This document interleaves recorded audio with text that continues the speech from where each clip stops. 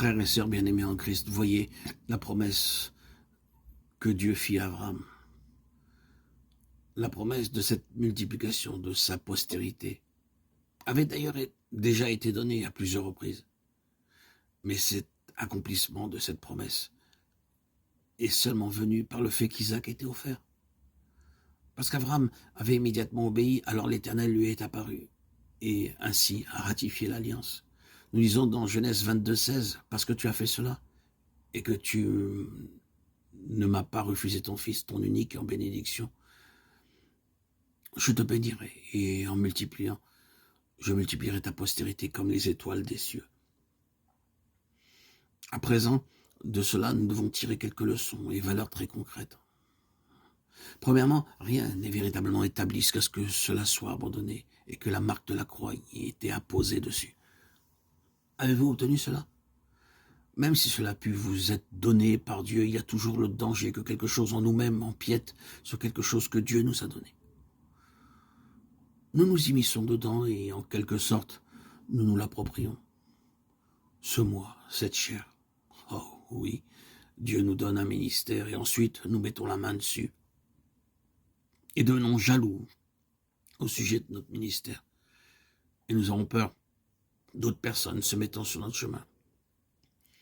Nous prenons notre ministère, interférant avec notre ministère, vous voyez, la chair survient de cette manière, et dans tellement d'autres directions et d'autres égards. Dieu fait quelque chose et ensuite, nous nous en mêlons, nous entrons en scène.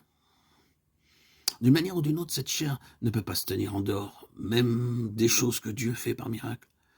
Nous les tournons en glorification ou gratification de cette chair qui est la nôtre, et même une chose que Dieu peut donner. Et vous pensez peut-être à différentes choses que Dieu pourrait donner.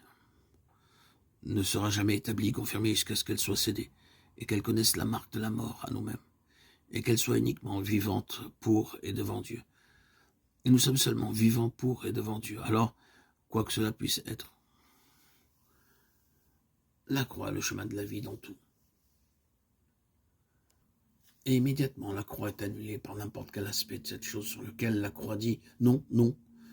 Instantanément, si un aspect de cette chose surgit de nouveau, nous nous opposons à la vie de cette chose, nous asphyxions sa vie, nous limitons sa vie. Nous n'arrêtons pas seulement la progression, mais nous réduisons l'intention de multiplication de Dieu. Pourquoi Dieu ne peut pas accroître?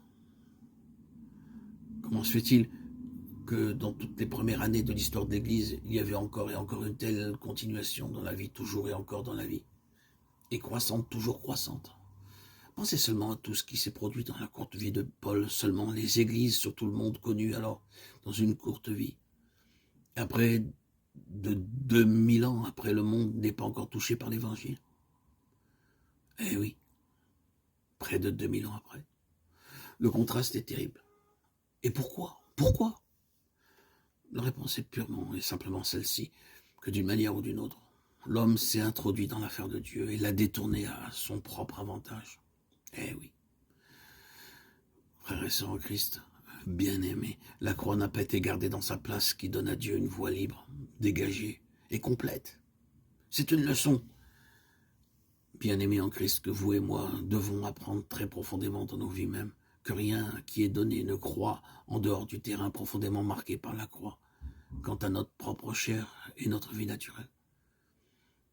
Chaque chose doit porter en elle le signe d'une part de la mort au principe du moi, et d'autre part de la vie dans le domaine où c'est uniquement de Dieu et tout venant du Seigneur. Autrement dit, dans chaque vie chrétienne pour la vie et l'accroissement. Pour qu'une assemblée locale obtienne d'être marquée de cette manière, elle doit être une compagnie d'enfants de Dieu crucifiés, profondément crucifiés, en ce qui concerne toutes les ambitions et tous les intérêts personnels.